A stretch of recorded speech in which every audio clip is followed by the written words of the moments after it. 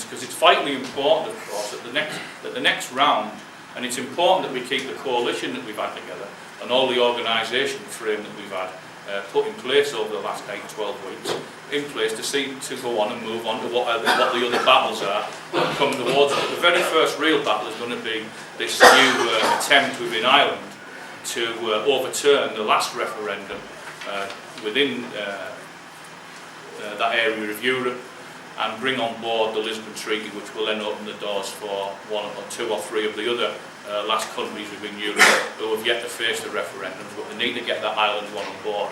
We should resist that, and we should continue to use the vehicle and the coalition vehicle that was No2EU to try to achieve that aim.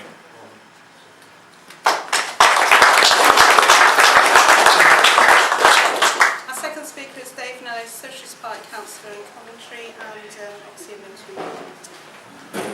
Well, thanks so much, Gina. My first apologies that I'm not Roger Bannister, the advertised speaker.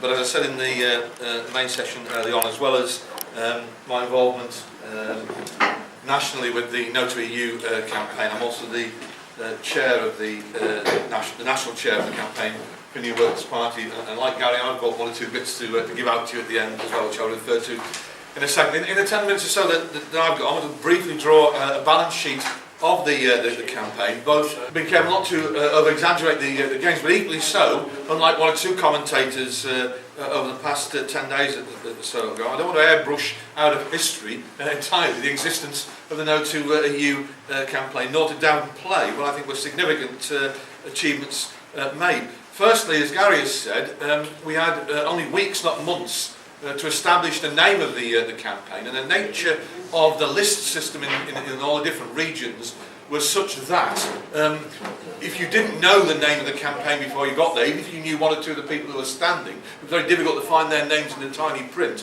on the actual ballot paper when you actually got in there on June the 4th.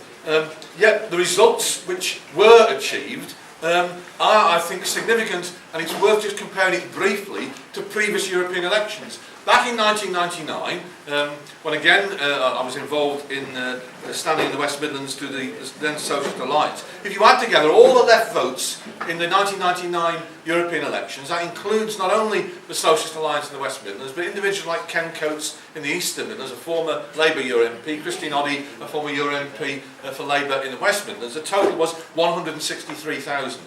In 2004, Respect was the only banner carriers of the left in the European elections. They got 264,000 votes, 0.05% more than the previous one in 1999. 1999 was 1.6%, Respect in 2004 was 1.65%.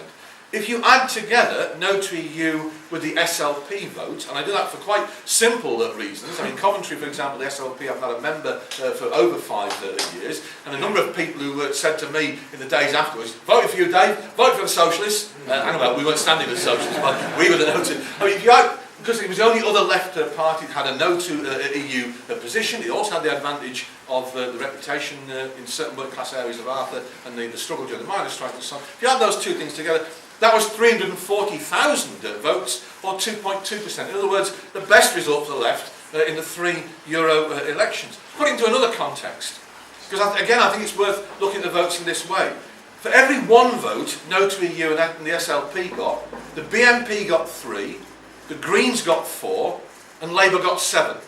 In other words, we were on the same political map as the debate that was taking through, but it was by no means a breakthrough. It was by no means, there were some areas of the country, for example, my own town of Coventry, we got 4.5%. In the same way as when Joe was speaking this morning, he didn't get time to mention it, when Joe first stood for the European Parliament 10 years ago, he got, I think, 10 or 12,000 first preference votes, something like 3.5%. This time round, because of all the work in the campaigns he mentioned in his speech this morning, 12.5% first preference votes, 52,000 votes. And that's one of the things that is essential to take out of this, is that you cannot, in 9 weeks, do what 9 months or 9 years of establishing a reputation either around individuals or the name of an organisation. which is so essential. But it was significant. This was the first election that a national trade union for 100 years had stood against the national establishment parties. The RMT, as a society of railway servants, was there in the beginning, founding the Labour Party over 100 years ago, and they were there this time as the backbone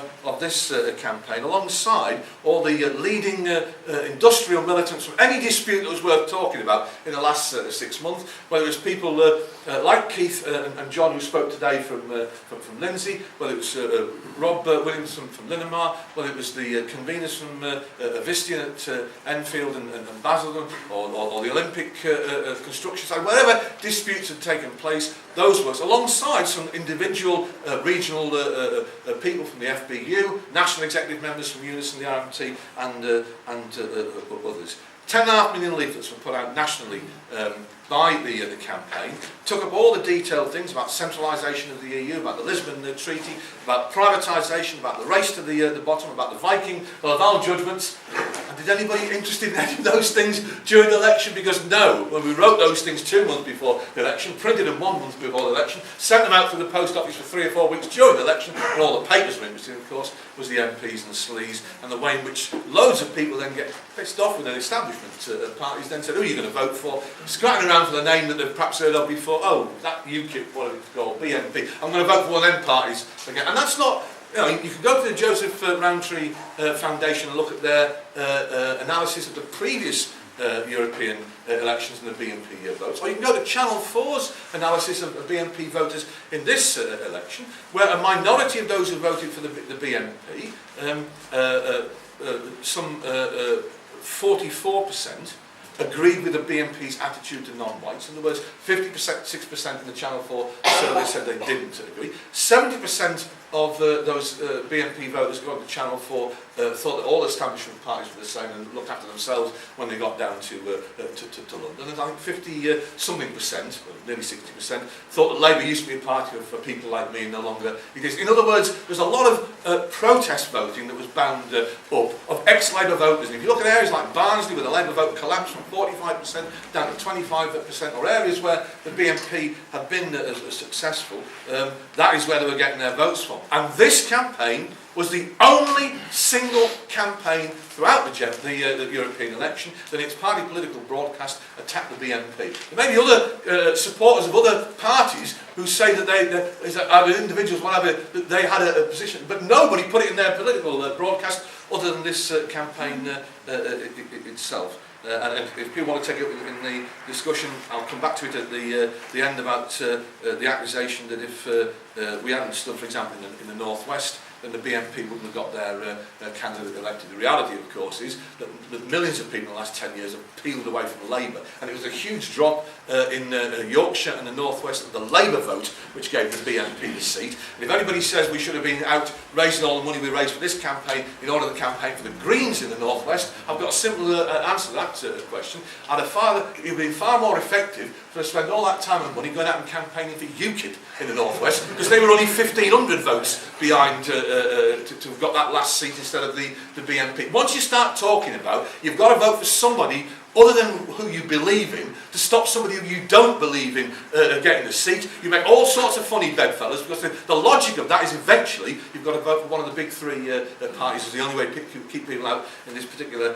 PR system. So